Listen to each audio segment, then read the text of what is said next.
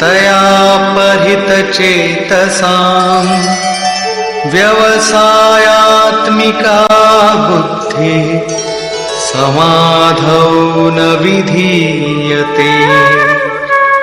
उनकी वाणी की छाप जिन जिन के चित्त पर पड़ जाती है अर्जुन, उनकी भी बुद्धि नष्ट हो जाती है, न कि वे कुछ पाते हैं। उस वाणी द्वारा हरे हुए चित्त वालों के और भोग ऐश्वर्य में आसक्ति वाले पुरुषों के अंतःकरण में क्रियात्मक बुद्धि नहीं रह जाती। इष्ट में समाधिस्थ करने वाली निश्चयात्मक क्रिया उनमें नहीं होती। ऐसे अविवेकियों की वाणी सुनता कौन है? भोग और ऐश्वर्य में आसक्ति वाले ही सुनते हैं, अधिकारी नहीं सुनता। ऐसे पुरुषों में सम और आदि तत्व में प्रवेश दिलाने वाली निश्चयात्मक क्रिया से संयुक्त बुद्धि नहीं होती। प्रश्न उठता है कि वेद वादरता, जो वेद के वचनों में अनुरक्त हैं, क्या वे भी भूल करते हैं? इस पर श्री कृष्ण कहते हैं, त्रैगुण्य विषया वेदा निस्त्रैगुण्यो भवार्जुन निर्द्वन्द्वो नित्यसत्त्वस्थो निर्योगक्षेम आत्मवान्। अर्जुन, त्रैगुण्य विषया वेदा, वेद तीनों गुणों तक ही प्रकाश करते हैं, इसके आगे का हाल वे नहीं जानते। इसलिए निस्त्रय गुण्यो भव अर्जुन। अर्जुन, तू तीनों गुणों से ऊपर उठ, अर्थात वेदों के कार्य क्षेत्र से आगे बढ़। कैसे बढ़ा जाए? इस पर श्री कृष्ण कहते हैं, निर्द्वंद्व, सुख दुख के द्वंद्वों से रहित, नित्य सत्य वस्तु में स्थित और योग क्षेम को न चाहता हुआ आत्मपरायण हो। इस प्रकार ऊपर उठ। प्रश्न उठता है कि हम ही उठें या कोई वेदों से ऊपर उठा भी है? श्री कृष्ण बताते हैं कि आगे जो भी उठता है ब्रह्म को जानता है, और जो ब्रह्म को जानता है वो विप्र है। यावानर्थ उदपाने सर्वतः संप्लुतोदके तावान् सर्वेषु वेदेषु ब्राह्मणस्य विजानतः। सब ओर से परिपूर्ण जलाशय को प्राप्त होने पर मनुष्य का छोटे जलाशय से जितना प्रयोजन रहता है, अच्छी प्रकार ब्रह्म को जानने वाले ब्राह्मण का वेदों से उतना ही प्रयोजन रहता है। तात्पर्य यह है कि जो वेदों से ऊपर उठता है वो ब्रह्म को जानता है, वही ब्राह्मण है। अर्थात तू वेदों से ऊपर उठ, ब्राह्मण बन। अर्जुन क्षत्रिय था, श्री कृष्ण कहते हैं कि ब्राह्मण बन। ब्राह्मण, क्षत्रिय इत्यादि वर्ण स्वभाव की क्षमताओं के नाम है। यह कर्म प्रधान है, न कि जन्म से निर्धारित होने वाली कोई रूढ़ी। जिसे गंगा की धारा प्राप्त है, उसे क्षुद्र जलाशय से क्या प्रयोजन? कोई उसमें शौच लेता है तो कोई पशुओं को नहला देता है, इसके आगे कोई उपयोग नहीं है। इसी प्रकार ब्रह्म को साक्षात जानने वाले उस विप्र महापुरुष का, उस ब्राह्मण का वेदों से उतना ही प्रयोजन रह जाता है। प्रयोजन रहता अवश्य है, वेद रहते हैं क्योंकि पीछे वालों के लिए उनका उपयोग है। वहीं से चर्चा आरंभ होगी। इसके उपरांत योगेश्वर श्री कृष्ण कर्म करते समय की जाने वाली सावधानियों का प्रतिपादन करते हैं।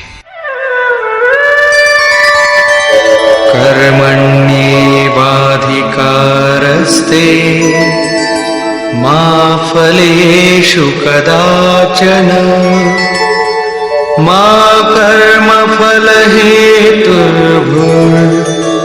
मा ते संगोस्त्वकर्मणि। कर्म करने में ही तेरा अधिकार हो, फल में कभी नहीं। ऐसा समझ के फल है ही नहीं। फल की वासना वाला भी मत हो और कर्म करने में तेरी अश्रद्धा भी ना हो। अब तक योगेश्वर श्री कृष्ण ने 39वें श्लोक में पहली बार कर्म का नाम लिया, किंतु यह नहीं बताया कि वो कर्म है क्या और उसे करें कैसे। उस कर्म की विशेषताओं पर प्रकाश डाला कि अर्जुन, इस कर्म द्वारा तू कर्मों के बंधन से अच्छी प्रकार छूट जाएगा। अर्जुन, इसमें आरंभ का अर्थात बीज का नाश नहीं है। आरंभ कर दे तो प्रकृति के पास कोई उपाय नहीं कि उसे नष्ट कर दे। अर्जुन, इसमें सीमित फल रूपी दोष भी नहीं है कि स्वर्ग रिद्धियों सिद्धियों में फंसाकर खड़ा कर दे। अर्जुन, इस कर्म का थोड़ा भी साधन जन्म मरण के भय से उद्धार कराने वाला होता है। किंतु अभी तक उन्होंने यह नहीं बताया कि वो कर्म है क्या, किया कैसे जाए। इसी अध्याय के 41वें श्लोक में उन्होंने बताया, अर्जुन, इसमें निश्चयात्मक बुद्धि एक ही है, क्रिया एक ही है। तो क्या बहुत सी क्रिया वाले भजन नहीं करते? श्री कृष्ण कहते हैं, वे कर्म नहीं करते। इसका कारण बताते हुए कहते हैं कि अविवेकियों की बुद्धि अनंत शाखा वाली होती है, इसलिए वे अनंत क्रियाओं का विस्तार कर लेते हैं। वे दिखावटी शोभा युक्त वाणी में इन क्रियाओं को व्यक्त भी करते हैं। उनकी वाणी की छाप जिनके चित्त पर पड़ जाती है, उनकी भी बुद्धि नष्ट हो जाती है। अतः निश्चयात्मक क्रिया एक ही है, लेकिन यह नहीं बताया कि वो क्रिया कौन सी है। 47वें श्लोक में उन्होंने कहा, अर्जुन, कर्म करने में ही तेरा अधिकार है, फल में कभी नहीं। फल की वासना वाला भी मत हो और कर्म करने में तेरी अश्रद्धा ना हो, अर्थात निरंतर करने के लिए उसी में लीन होकर करें। किंतु यह नहीं बताया कि वो कर्म है क्या। प्रायः इस श्लोक का उद्धरण देकर लोग कहते हैं कि कुछ भी करो, केवल फल की कामना मत करो, हो गया निष्काम कर्म योग। किंतु अभी तक श्री कृष्ण ने बताया ही नहीं कि कर्म है कौन सा जिसे करें। यहां पर केवल कर्म की विशेषताओं पर प्रकाश डाला कि कर्म देता क्या है और कर्म को करते समय बरती जाने वाली सावधानियां क्या हैं, उन पर प्रकाश डाला। प्रश्न ज्यों का त्यों बना हुआ है, जिसे योगेश्वर आगे अध्याय 3-4 में स्पष्ट करेंगे। पुनः इसी पर बल देते हैं, योगस्थः कुरु कर्माणि संगं त्यक्त्वा धनंजय सिद्ध्य सिद्ध्योः समो भूत्वा समत्वं योग उच्यते। धनंजय, आसक्ति और संग दोष को त्याग कर सिद्धि और असिद्धि में समान भाव रखकर योग में स्थित होकर कर्म कर। कौन सा कर्म? निष्काम कर्म कर। समत्वम योग उच्यते। यह समत्व भाव ही योग कहलाता है। विषमता जिसमें ना हो, ऐसा भाव समत्व कहलाता है। रिद्धियां सिद्धियां विषम बनाती हैं, आसक्ति हमें विषम बनाती है। फल की इच्छा विषमता पैदा करती है, इसीलिए फल की वासना न हो, फिर भी कर्म करने में अश्रद्धा ना हो। देखी सुनी सभी वस्तुओं में आसक्ति का त्याग करके प्राप्ति और अप्राप्ति के विषय में न सोचकर केवल योग में स्थित रहते हुए कर्म कर। योग से चित्त चलायमान न हो। योग एक पराकाष्ठा की स्थिति है और एक प्रारंभ की स्थिति भी होती है। प्रारंभ में भी हमारी दृष्टि लक्ष्य पर ही रहनी चाहिए। अतः योग पर दृष्टि रखते हुए कर्म का आचरण करना चाहिए। समत्व भाव अर्थात सिद्धि और असिद्धि में समभाव ही योग कहलाता है। जिसको सिद्धि और असिद्धि विचलित नहीं कर पाती, विषमता जिसमें पैदा नहीं होती, ऐसा भाव होने के कारण यह समत्व योग कहलाता है। यह इष्ट से समत्व दिलाता है, इसीलिए इसे समत्व योग कहते हैं। कामनाओं का सर्वथा त्याग है, इसलिए इसे निष्काम कर्म योग कहते हैं। कर्म करना है, इसलिए इसे कर्म योग कहते हैं। परमात्मा से मेल कराता है, इसलिए इसका नाम योग अर्थात मेल है।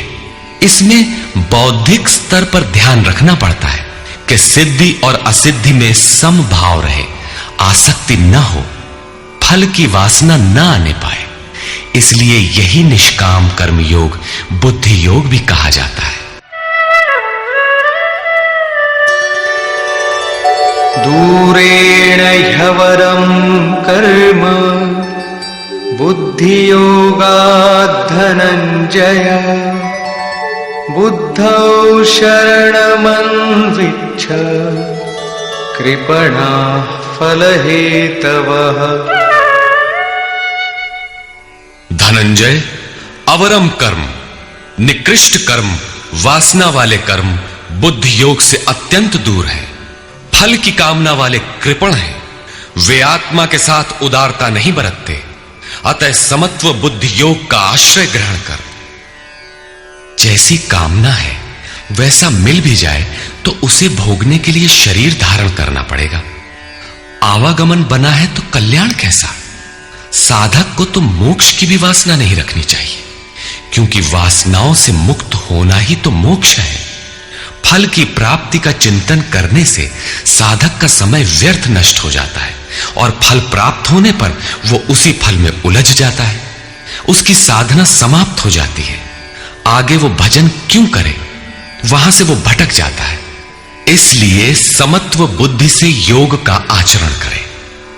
ज्ञान मार्ग को भी श्री कृष्ण ने बुद्धि योग कहा था कि अर्जुन, ये बुद्धि तेरे लिए ज्ञान योग के विषय में कही गई, और यहां निष्काम कर्म योग को भी बुद्धि योग कहा गया। वस्तुतः दोनों में बुद्धि का दृष्टिकोण का ही अंतर है। उसमें लाभ हानि का रिकॉर्ड रखकर उसे जांच कर चलना पड़ता है। इसमें भी बौद्धिक स्तर पर समत्व बनाए रखना पड़ता है। इसलिए इसे समत्व बुद्धि योग कहा जाता है। इसलिए धनंजय, तू समत्व बुद्धि योग का आश्रय ग्रहण कर, क्योंकि फल की वासना वाले अत्यंत कृपण हैं।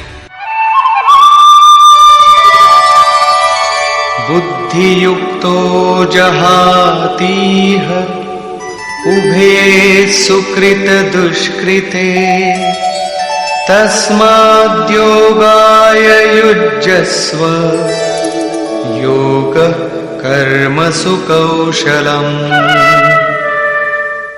समत्व बुद्धि युक्त पुरुष पुण्य पाप दोनों को ही इसी लोक में त्याग देता है, उनसे लिपायमान नहीं होता।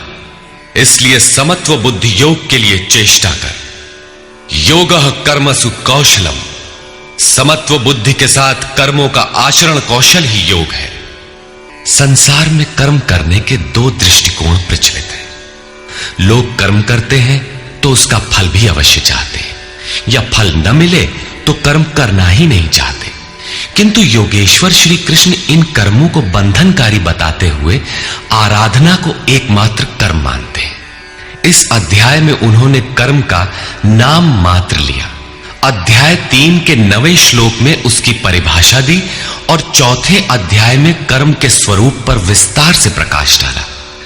प्रस्तुत श्लोक में श्री कृष्ण ने सांसारिक परंपरा से हटकर कर्म करने की कला बताई कि कर्म तो करो, श्रद्धा पूर्वक करो, किंतु फल के अधिकार को स्वेच्छा से छोड़ दो। फल जाएगा कहां? यही कर्मों के करने का कौशल है। निष्काम साधक की समग्र शक्ति इस प्रकार कर्म में लगी रहती है। फिर भी जिज्ञासा स्वाभाविक है कि क्या सदैव कर्म ही करते रहना है या इसका कुछ परिणाम भी निकलेगा? इसे देखें। कर्मजं बुद्धियुक्ता हि फलं त्यक्त्वा मनीषिणः जन्मबन्धविनिर्मुक्ताः पदं गच्छन्त्यनामयम्। बुद्धि योग से युक्त ज्ञानी जन कर्मों से उत्पन्न होने वाले फल को त्याग कर जन्म और मृत्यु के बंधन से छूट जाते हैं।